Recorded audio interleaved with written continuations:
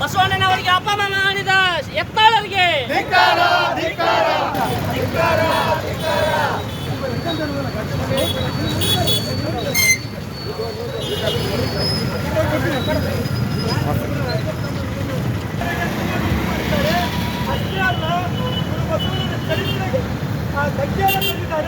ಅಂತ ವ್ಯಕ್ತಿಯನ್ನ ಶೀಘ್ರವೇ ಸರ್ಕಾರದಿಂದ ಶಾಸಕತೆಯಿಂದ ವಜಾಗೊಳಿಸಬೇಕಂತಂದು ಇಡೀ ನಮ್ಮ ಎಲ್ಲ ಸಂಘಟನೆ ಪರವಾಗಿ ನಾವು ಒಕ್ಕೂಟದಿಂದ ಮನವಿ ಮಾಡ್ತಿದ್ದೀವಿ.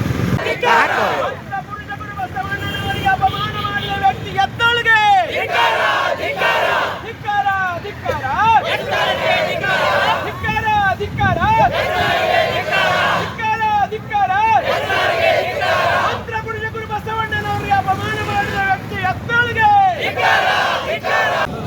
ಬಸವಣ್ಣನವರ ಬಗ್ಗೆನೇ ಅಧ್ಯಯನ ಮಾಡಲಾರ್ದೆ ಅವರು ತರುಣರನ್ನ ಬಳಸ್ಕೊಳ್ಳೋದೇನದಲ್ಲ ಅದು ಬಹಳ ಅಕ್ಷಮ್ಯ ಅಪರಾಧ.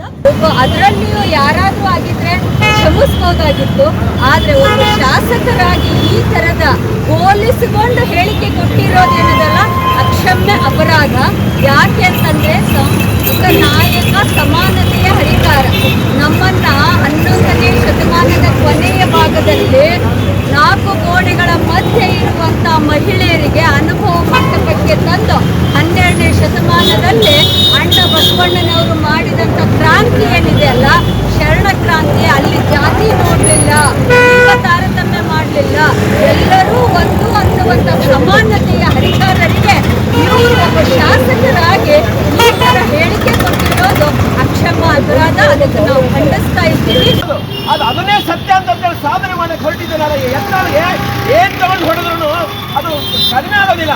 ಲಿಂಗಾಯತ ಧರ್ಮೀಯರಿಗೆ ಅಪಮಾನ ಮಾಡಿದ್ದಾರೆ. ಅವನು ಲಿಂಗಾಯತ ಧರ್ಮೀಯನಾಗಲಿಕ್ಕೆ ಅಯೋಗ್ಯನಾಗಿದ್ದಾನೆ. ಅದಕ್ಕೆ ಅವನಿಗೆ ಧಿಕ್ಕಾರ ಹೇಳಿ ಅವನ ಮಂತ್ರಿ ಒಂದು ಶಾಸಕ ಒಂದು ಪದವಿಯಿಂದ ಅನುಚಿತಗೊಳಿಸಬೇಕು ಸರ್ಕಾರ ಅಂತ ಹೇಳಿ ಈ ಮೂಲಕ ನಾವೆಲ್ಲರೂ ಭಿನ್ನ ಮಾಡ್ಕೊಳ್ತೇವೆ.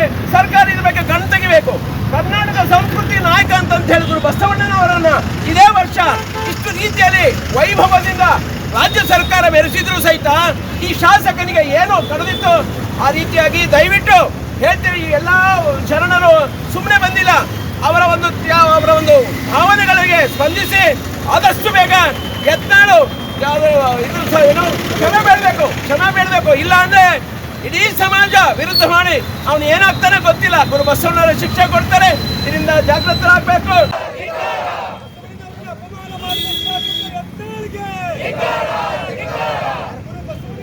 ಅಪಮಾನ ಮಾಡಿದ ಶಾಸಕ ಎತ್ತಾಳಿಗೆ ವಿಶ್ವಗುರು ಬಸವಣ್ಣನವರಿಗೆ, ಗುರು ಬಸವಣ್ಣನವರಿಗೆ, ಮಾನವತಾವಾದಿ ಗುರು ಬಸವಣ್ಣನವರಿಗೆ, ಗುರುವಾಚಾರಕ ಗುರು ಬಸವಣ್ಣನವರಿಗೆ, ವಿಶ್ವಗುರು ಬಸವಣ್ಣನವರಿಗೆ ಧಿಕ್ಕಾರ ಧಿಕ್ಕಾರ ಧಿಕ್ಕಾರ ಧಿಕ್ಕಾರ ಧಿಕ್ಕಾರ ಧಿಕ್ಕಾರ.